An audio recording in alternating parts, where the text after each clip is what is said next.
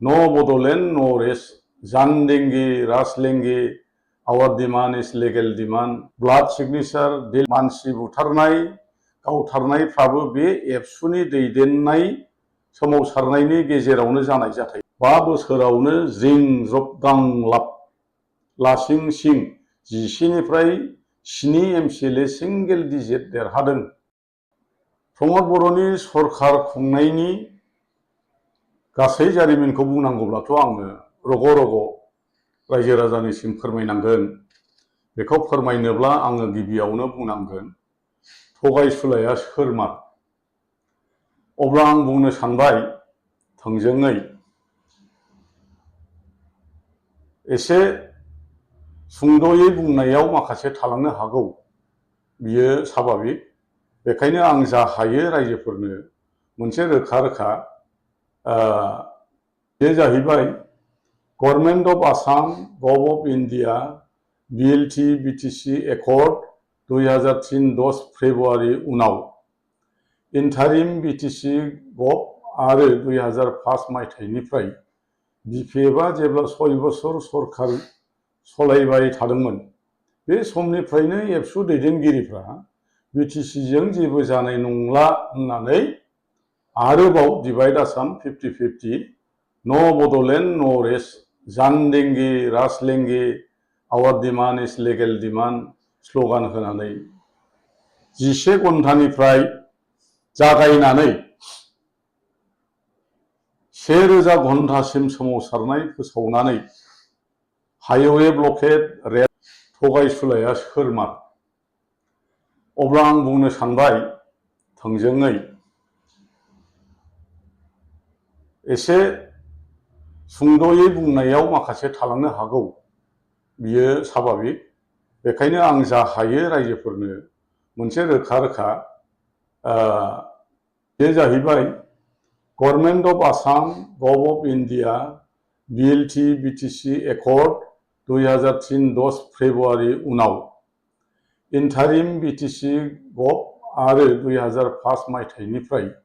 बिपिएफआ जेब्ला 6 बोसोर सरकार सलायबाय थादोंमोन,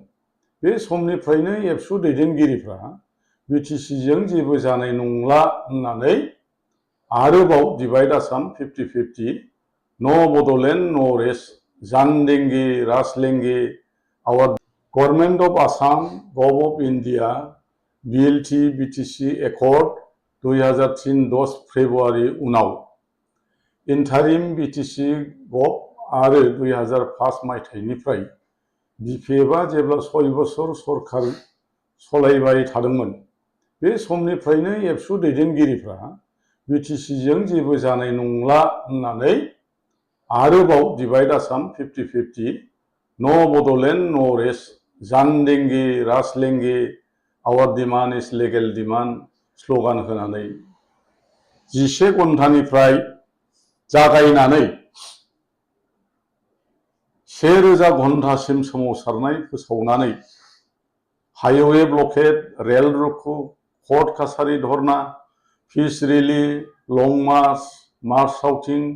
ब्लाड सिगनेचार दिल्ली सोलो Jantar Mantar dharna memorandum to prime minister of India memorandum to president of India संकष्ट सदिया फुड रेली हांगार स्ट्राइक बायदि बायदि हाबाफारि लानानै बे समनि मानगोनां बिटिसिनि चिफ मुस्रि हाग्रामा महिलारिनि बिपिएफनि सरकार सालायनाय समाव असान्ति खालामदोंमोन, जायनि जाउनाव 2012-2015 माहारियारि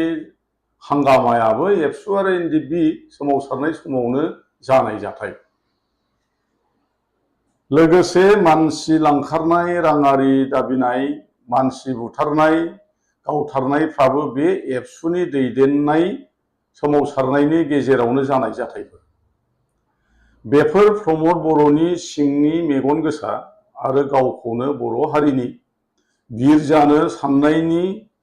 सोलो आरो बड'फा इउएन ब्रह्मनि थांखिखौ बोखारनाय आरो एनडिएफबिखौ भारत सरकार आरो आसाम सरकार लोगोसे असमियाफोरजों लोगो लाखुमानानै एनडिएफबिफोरखौ फोजोबस्रांनाय लोगोसे बडलेण्ड नांला होननानै बर' हारिनि थैस' थांस' मोननो हास्थायनाय मोनखानांगौ बडलेण्ड रायजोखौ मोनैनि उल्थायै सोमावसारनाय बियो मोनसे प्रमद बर'नि थांखि। बिनि फोरमानानो जाबाय नैबेनो फोरमानदि थांनाय प्रमद बर'नि बिटिआर गभर्नमेन्ट होननानै एबसुनि बेनाराव 5 बोसोर बिटिसिखौ पिस एग्रिमेन्टनि गेजेरजों एबसुनि ग्रेट प्रेसिडेन्ट प्रमद बर'आ इउपिपिएलनि आफादगिरि जानानै बिटिआर परिबर्तन सरकार होननानै 11-12 बियाबावल' एमसिएलए देरहानानै 17था बियाबाव देरहानाय बिपिएफखौ सोलोजों हटेल लिलि प्रडाक्शननि गेजेरजों खुन्दुंनो जथायनानै परिबर्तन सरकार खुंदोंमोन। नाथाय गिदिर परिबर्तननि मिशन भिजन डिजिटेल खुंथाय आरो रिजनानो बेसेबा गिदिरखा मोनसे रायजोनिबो देरसिन रिजन मुङानो रायजो खुंनो मोनखाबाय